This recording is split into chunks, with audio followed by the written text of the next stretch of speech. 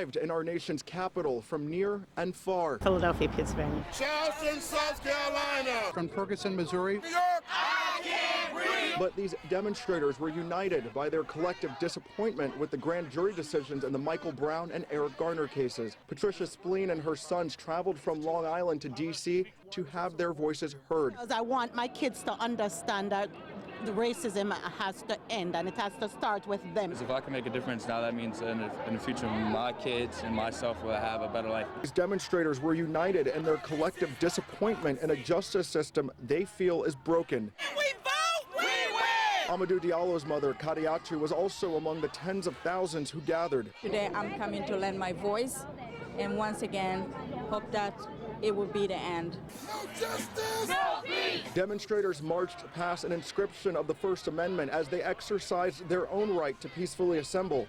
This is how democracy looks like! These racist cops have got to go! Physical ailments aside, they were determined to march the approximate 1 mile to the Capitol building for a rally hosted by the National Action Network. We don't come to Washington as shooters and chokers. We come as the shot and the choked, asking you to help deal with American citizens who can't breathe in their own communities. Garner's family was joined on stage by the families of Michael Brown and Trayvon Martin and others who lost their lives in high-profile violent deaths. And to see all these people come together for one common cause is really good. I'd like to see that justice served.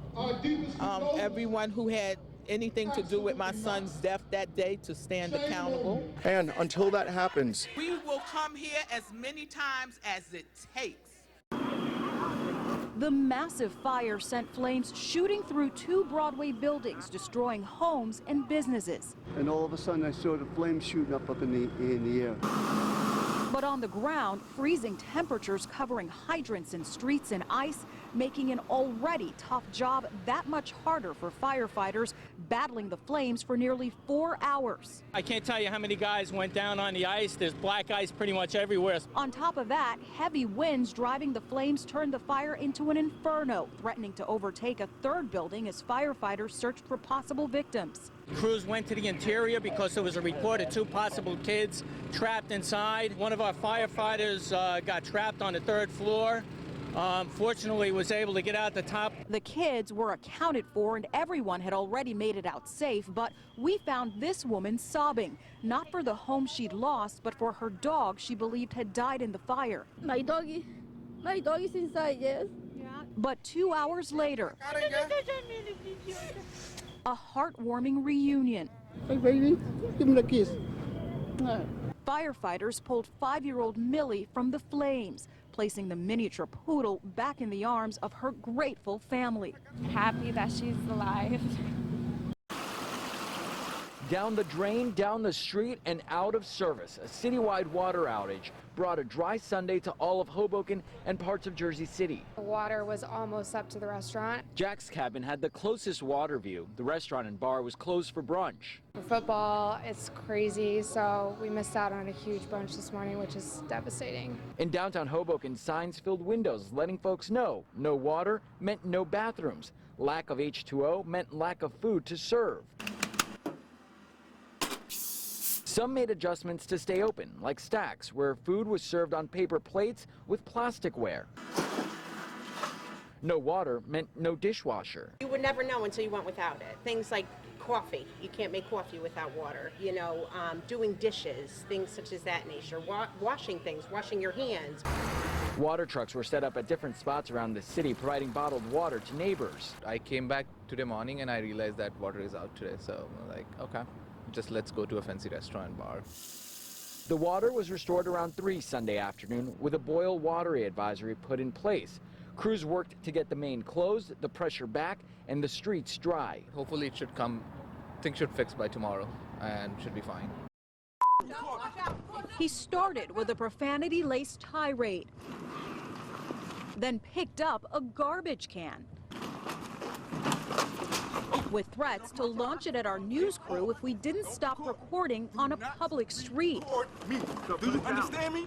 Don't record. Do you understand me? Do not Don't threaten my photographer. Put it down. We still don't know who this man is, but neighbors say he and his family live at this house. The address listed for Kenneth Miley, the man arrested after his 11-year-old grandson brought this loaded gun to PS 40, an elementary school. Is that your son? But despite our questions if he was the boy's father, it's clear he had no intention of answering. I saw the police come to the school. An unusual scene for sure for little Jalen Armstead. Police say Tuesday school safety officers notified by students found the gun inside that 5th grader's backpack. Police believe it belongs to the boy's grandfather who left it unsecured. Miley was arrested and faces several charges. I think he should have been put under the jail for that. Jalen's dad is also upset at school officials. While the DOE says parents were notified yesterday, Armstead says he found out from his 8-year-old. What goes to my mind, that could have been one of my kids killed. The union that represents school safety officers warns more incidents like this are on the horizon if a proposal to remove metal detectors and scanners from schools is approved. You're going to see more firearms. You're going to see more knives. We're going to see people get injured. The mayor's spokesman saying in a statement he believes that we must look closely at school safety data and determine a clear protocol before examining the removal of scanners. Metal detectors are not used in elementary schools, but officers can scan kids if they become suspicious. I know it's crazy for elementary school, you know, it shouldn't have to be like that. Night falls on the Jersey Shore, and the ride that was the summer of 2015 comes to an unofficial end. From the storm, from the Sandy, it improved so much. It really did. Gina Picciolo takes with it memories of her daughter's first time to the boardwalk here in Point Pleasant Beach. Seeing my daughter on the rides definitely is the best. And pleasant this summer was for beachgoers and boardwalk visitors. You could find Kimberly Mariano here every weekend. A whirlwind of fun for her daughter Allison. What was your favorite ride? The roller coaster, right, Al? Yeah, roller coaster. You know, whoever's waiting to place an order?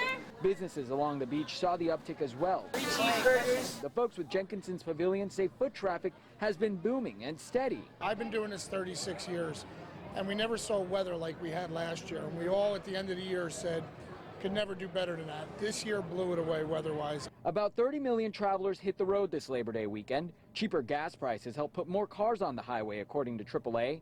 Years after Hurricane Sandy, you wouldn't know the shore was hit as hard, especially if you came here this weekend. This is the most crowded summer ever, but right before Sandy, it was slower, a little bit slower, and Sandy was terrible, so that was awful. But now it's back up and running.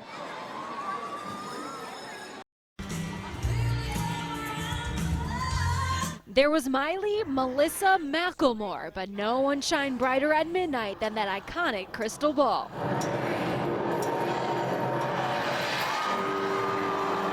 And of course, the kisses that welcomed in 2014. How you feeling? Wow, you feel happy? It's a new year. I'm so excited for 2014. I'm looking forward to it. It's going to be such a great year.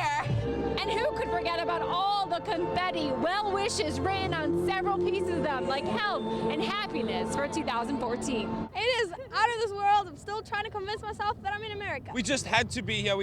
I've seen it many years, and I decided we had to come this year. Had to be here in freezing temperatures, no bathrooms, no leaving, brutal conditions, but it didn't faze this crowd, some standing here for hours as they celebrate the end of 2013.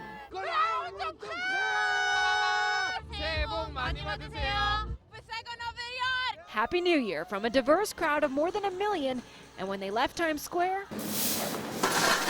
it was time to work for a small army of sanitation trucks cleaning the crossroads of the world as we all start a new countdown, 364 days until another celebration.